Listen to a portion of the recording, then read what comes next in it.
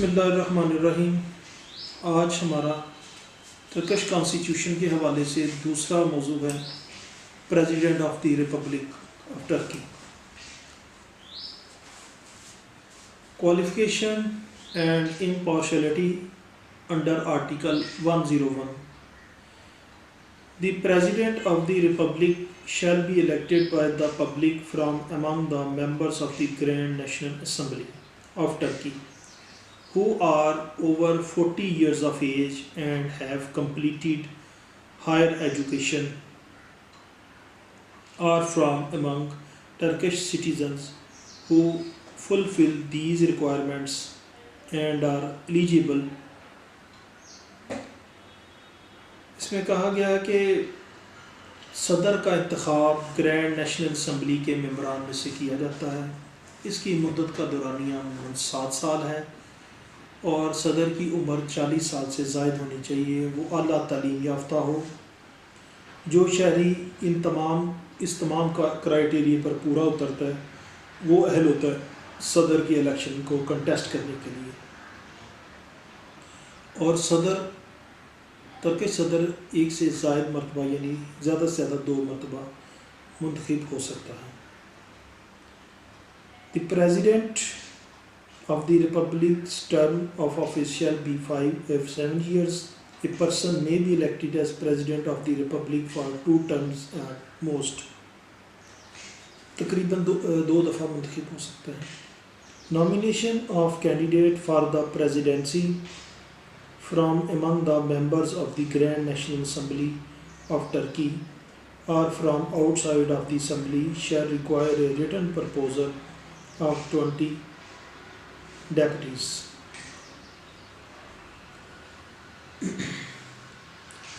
Furthermore, political parties with more than 10% of the valid votes in some of the latest parliamentary elections may nominate a joint candidate. If the president-elect is a member of party, his relationship with his party shall be served and his membership of the Grand National Assembly of Turkey will cease.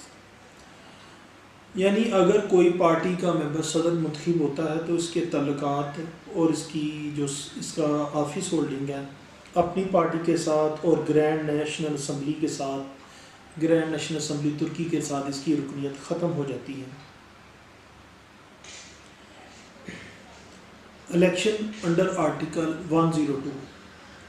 The election of the President of Republic shall be concluded within 60 days before the term of office of incumbent President of the Republic expires, or within 60 days after the presidency fall vacant for any reason. اس میں بہت اہم point بتایا گیا ہے کہ صدر کے election کے لیے انعقاد کیا جاتا ہے صدارتی مدت ختم ہونے سے 6 دن پہلے، یا جب صدر کی سیٹ خالی ہونے کے 6 دن بعد صدر کے الیکشن کا انعقاد کیا جاتا ہے۔ اگر کوئی صدارتی امیدوار الیکشن میں واضح اکثریت حاصل کرتا ہے تو وہ صدر منتخب ہو جاتا ہے۔ یعنی صدر کے عہدے کا بتانے کا مقصد یہ تھا کہ یا جب اس کا ٹینیور پہلے صدر کا ختم ہو رہا ہو تو اس سے 6 دن پہلے الیکشن کا انعقاد کیا جاتا ہے، یا جب اس کے ٹینیور ختم ہونے کے 6 دن کے اندر الیکشن کا انعقاد کیا جاتا ہے، اور جو امیدوار زیادہ ووٹ حاصل کرتا ہے، میجارٹی آف ووٹ، وہ صدر منتخب ہو سکتا ہے۔ In presidential election conducted, who receive the absolute majority of the valid vote shall be elected President of the Republic. If this majority cannot be obtained in the first ballot, the second ballot shall be held on the second Sunday following this ballot. اگر کوئی واضح اکثریت حاصل نہیں کر پاتا تو دوسری دفعہ ووٹنگ ہوگی دوسرے اتوار کو، اور دونوں امیدوار میں جو بڑی تعداد میں ووٹ حاصل کرے گا اور وہ صدر کے انتخاب کے لیے اہل ہوگا۔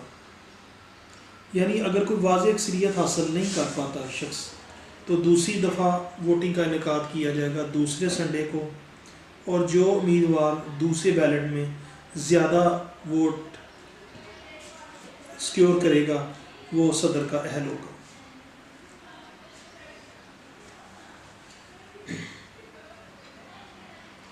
The two candidates who receive the greatest number of votes in the first ballot run for the second ballot, and the candidate who receive majority of valid votes shall be elected President of the Republic.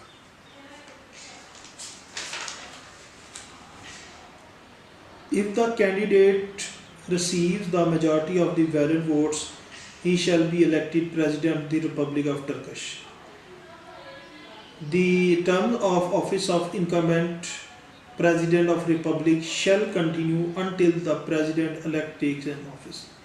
ادھر بیان کیا گیا کہ صدر کے عہدے کی مدت 7 سال ہے، وہ صرف 2 دفعہ منتخب ہو سکتا ہے۔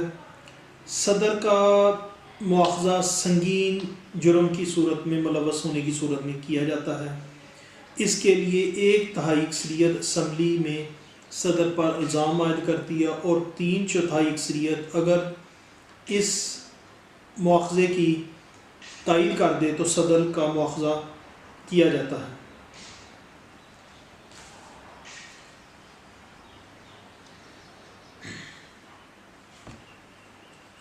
Oath taking Article 103.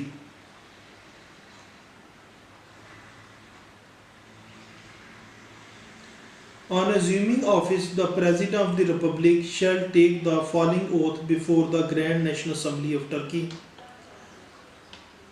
یعنی کہ صدر منتخب ہونے کے بعد سب سے پہلے گرینڈ نیشنل اسمبلی میں حلف لے گا، اپنے عہدے کا حلف لے گا۔ In my capacity as President of the Republic, I swear upon my honor and integrity before the great Turkish nation and before history to safeguard to the existence and independence of the state. یعنی جس میں وہ عہد کرتا ہے کہ وہ ہر صورت میں ملک کی سالمیت، بقا، سلامتی کو برقرار رکھے گا، لوگوں کی آزادی کے تحفظ کو یقینی بنائے گا، اور ملک کے وقار کو نشو و نما کا، ملک کے وقار میں اضافے کا سبب بنے گا۔ اور چونکہ اقتدار اعلیٰ میں ترکی کے آئین میں اقتدار اعلیٰ کا مالک قوم کو قرار دیا گیا ہے، اس لیے اس اوتھ میں یہ لائنز بھی واضح طور پر مینشن ہوتی ہیں کہ وہ اپنے اقتدار اعلیٰ کی، عوام کے اقتدار اعلیٰ کو برقرار رکھے گا۔ To abide by the constitution, the rule of law, democracy, the principles and reforms to Atatürk، اور قانون، جمہوریت، اصول و ضوابط اور اصلاحات کو کمال اتاترک کے نقش قدم پہ فروغ دے گا۔ And the principles of the secular republic, not to deviate from the ideal according to which everyone is entitled to enjoy human rights and fundamental freedom under condition of national peace, prosperity, national solidarity and justice۔ یعنی کہ وہ ہر صورت میں ملک کی سالمیت، عوام کے حقوق، انسانی اقدار، بنیادی آزادیوں، قومی بین الاقوامی امن و امان اور خوشحالی کے فروغ کے لیے پوری طرح اپنے آپ کو وقف رکھے گا، اور کوئی ایسا قانون نہیں بنائے گا جو ملک کی سالمیت کے against who. And do my utmost to preserve the glory and honor of the Republic of Turkey and perform without bias the function that I have assumed۔ اور بغیر کسی تعصب کے ایسے ڈیوٹیز، فنکشنز پرفارم کرے گا جو پورے ملک کے صوبوں میں یکجہتی کا سبب بنے۔ آگے اس کی ڈیوٹی پاورز ہیں صدر کی انڈر آرٹیکل 104 کے تحت۔ The President of the Republic is the head of state.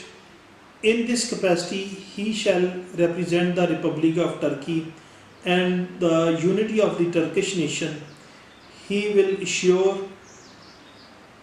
ensure the implementation of the Constitution. یعنی چونکہ ترکش صدر جو ہے وہ سربراہ ہوتا ہے ریاست کا، اس لیے وہ اپنی کیپیسٹی میں رہتے ہوئے ترکش قوم میں اتحاد یگانت کو فروغ دے گا، تمام صوبوں اور ضلع سے مساوی سلوک کرے گا، اور آئین کی بحالی اور آئین کے نفاذ کی وہ ہر صورت یقینی بنائے گا، اور مارشل لاء کے جو تمام راستے ہوں گے ان کو کالعدم قرار دے گا. And the regular and harmonious function for the organ of the state. To this and the duties he shall perform and the powers he shall exercise accordance with the conditions stipulated in the relevant articles of the constitutions. اپنی duties ذمہ داریوں سے عہدہ برا ہونے کے بعد وہ اپنی جو پاورز ہیں ان کو آرٹیکلز کے آئین کے مطابق بتدریج درجہ بدرجہ استعمال کرے گا. Those relating to legislation. To deliver, if he deems it necessary, the opening speech of the Grand National Assembly of Turkey on the first day of the legislative year. یعنی وہ اپنے قانون سازی کے جو پہلا دن ہوگا تب وہ ترکی کی گرینڈ نیشنل اسمبلی سے خطاب کرے گا. To summon the Grand National Assembly of Turkey when necessary to promulgate laws, to send laws back to the Grand National Assembly of Turkey to be reconsidered. وہ گرینڈ نیشنل اسمبلی کے تمام ممبران کو بلائے گا اور قوانین کے نفاذ اور ان میں امینڈمنٹ کو یقینی بنائے گا، اور تمام ایسے قوانین کو واپس لائے گا جو ترکی کی ریکنسیڈریشن کے لیے ضروری ہیں. To submit to referendum if he deems fit necessary law regarding amendment to the constitution. اگر وہ ضروری سمجھتا ہے آئین کے کسی حصے میں ترمیم کے لیے تو اس کے لیے وہ ریفرینڈم کا انعقاد کر سکتا ہے تاکہ زیادہ سے زیادہ عوام کی شرکت کو یقینی بنایا جا سکے اور ان کی رائے لی جا سکے. To appeal to the constitutional court for the cancel part of whole or certain provisions of laws. وہ کانسٹیٹیوشنل جو آئینی عدالت ہے ترکی کی اس سے اپیل کر سکتا ہے کسی آئین کی کسی شکے کو کینسل کرنے کے لیے جزوی طور پر یا مکمل طور پر. Decrees having the force of law and the rules of procedure of the Grand National Assembly of Turkey on the grounds that they are unconstitutional in form or in content, to decide to renew elections of the Grand National Assembly of Turkey. کہنے کا مقصد ہے آخر یہ صدر اور grand national assembly کی discretion پہ اینڈ پہ ہوتا ہے کہ وہ الیکشن کا نئے الیکشن کا انعقاد کروانا چاہتے ہیں یا نہیں. Those relating the executive, to appoint the prime minister and to accept resignation, to appoint and dismiss ministers on the proposal of the prime minister.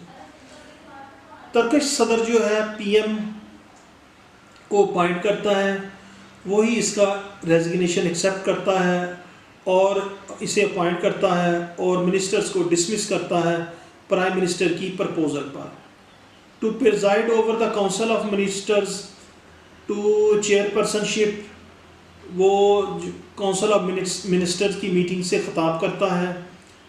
When ever he deems it necessary, جب وہ ضروری خیال کرے. To aggregate representative of the Turkish state to foreign states and to receive the representative of foreign states appointed to the republic of Turkey. اس سلسلے میں وہ بیرون ملک میں سفیر تعینات کرتا ہے اور ترکی میں جو سفیر تعینات ہوتے ہیں دوسرے ممالک کے، ان کے ڈاکومنٹس کو ریسیو کرتا ہے. To rectify and promulgate international treaties, یعنی کہ وہ اصلاحات کرتا ہے اور بین الاقوامی معاہدوں کے نفاذ کے لیے کوششیں کرتا ہے. To represent the office of the commander in chief of the Turkish armed forces on behalf of the grand national assembly of Turkey. To decide on the use of the Turkish armed forces to appoint the chief of the general staff. وہ grand national assembly کے behalf پر Turkish کے commander in chief سے مشاورت کرتا ہے تینوں مسلح افواج کے سربراہان کی اپائنٹمنٹ کے لیے، چیف آف جنرل اسٹاف کی اپائنٹمنٹ کے لیے، اور نیشنل سیکیورٹی کونسل کے اجلاس کی صدارت کرتا ہے، اور مارشل لاء کے نفاذ، اسٹیٹ میں ایمرجنسی اور قانون کے نفاذ کے لیے اعلان کر سکتا ہے کونسل آف منسٹرز کے مشورے سے۔ اب ہم اس کے کچھ تاریخی آئینی ارتقاء کی طرف کچھ پوائنٹس بیان کریں گے۔ 1876 میں عبد الحمید نے ایک جمہوری طرز کا آئین بنانے کا اعلان کیا جس میں وزراء کی کونسل بنائی گئی اور بادشاہ کو آئینی سربراہ کی حیثیت دی گئی۔ 1919 میں ایک اعلیٰ فوجی کونسل تشکیل دی گئی۔ 1923 میں ترکی کو جمہوریہ قرار دیا گیا۔ 1924 میں خلافت کا مکمل طور پر خاتمہ ہو گیا۔ نومبر 1982 میں کو ملک کے لیے نیا آئین تشکیل دیا گیا جو ابھی تک نافذ العمل ہے، اور ترکش تمام گرینڈ نیشنل اسمبلی اور ان کے صدر وزیر اعظم کی اپائنٹمنٹس اسی آئین کے تحت ہوتی ہیں۔ ترکی کا آئین تحریری ہے اور یہ 7 ابواب اور 77 دفعات پر مشتمل ہے۔ ترکی کے آئین میں منفرد بات یہ ہے کہ اس میں عوام کو اقتدار اعلیٰ کا مالک تصور کیا گیا ہے اور پارلیمنٹ عوام کے سامنے جواب دہ ہے۔ 1982 کا آئین لچکدار ہے اور 1/3 اراکین تجویز دے سکتے ہیں، اور پارلیمنٹ کے 2/3 اراکین ترمیم کی تجویز میں ووٹ کاسٹ کی صورت میں ترمیم ایکسیپٹ کی جاتی ہے۔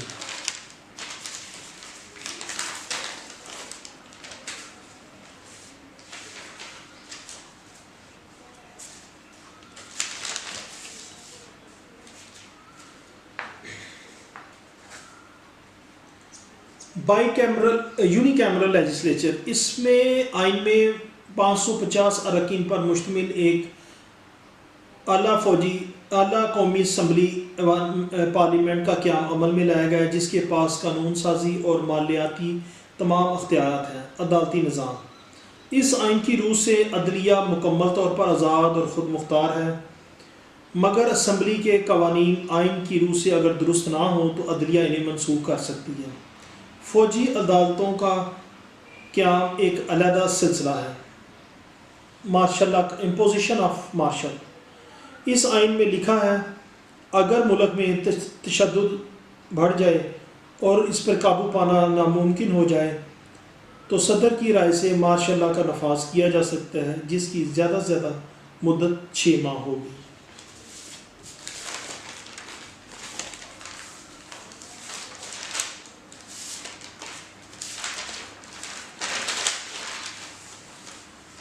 اب ہم اس میں تھوڑے سے فوج کے کردار کو ڈسکس کریں گے۔ فوج نہ صرف ملک کا دفاع کرے گی بلکہ کمال اتا ترک کے تہذیبی ورثے کی بھی مکمل طور پر حفاظت کرے گی۔ ترکی کے آئین میں صدر کا عہدہ رکھا گیا ہے۔ ترکی میں قانون سازی اور دوسرے اہم انتظامی امور کی انجام دہی کے لیے گرینڈ نیشنل اسمبلی قائم کی گئی ہے جس کے اراکین کی تعداد 550 ہے۔ تمام وزراء قومی اسمبلی کے رکن ہوتے ہیں۔ کمال اتا ترک نے وطن فروشوں کو فوری طور پر واجب القتل قرار دیا ہے۔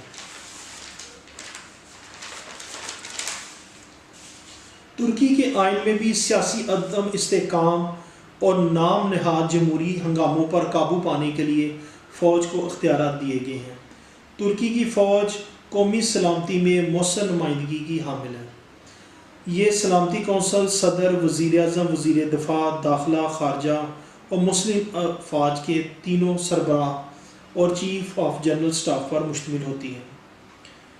ترکی کی فوج کی تربیت مکمل سیکولر ماحول میں کی جاتی ہے جس کی وجہ سے فوج کا مزاج اور طور طریقے مجموعی طور پر سیکولر ہے۔